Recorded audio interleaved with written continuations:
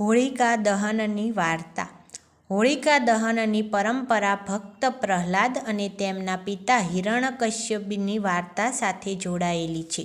હિરણ્યકશ્યપ એક રાક્ષસ રાજા હતો જે પોતાને ભગવાન કરતાં શ્રેષ્ઠ માનતો હતો. જ્યારે તેનો પુત્ર પ્રહલાદ ભગવાન વિષ્ણુનો પ્રખર ભક્ત હતો.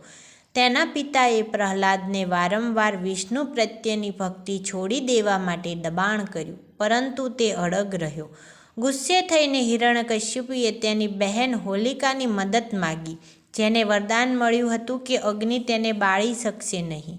તેની યોજનાના ભાગરૂપે હોલિકા પ્રહલાદને ખોળામાં રાખીને અગ્નિમાં બેઠી. જોકે ભગવાન વિષ્ણુની કૃપાથી પ્રહલાદ સુરક્ષિત રહ્યો અને હોલિકા પોતે બળીને રાખ થઈ ગઈ. આ ઘટના દર્શાવે છે કે સત્ય અને ભક્તિ હંમેશા વિજય થાય છે, જ્યારે અહંકાર અને અધર્મનો અંતે ચોક્કસ આવે છે.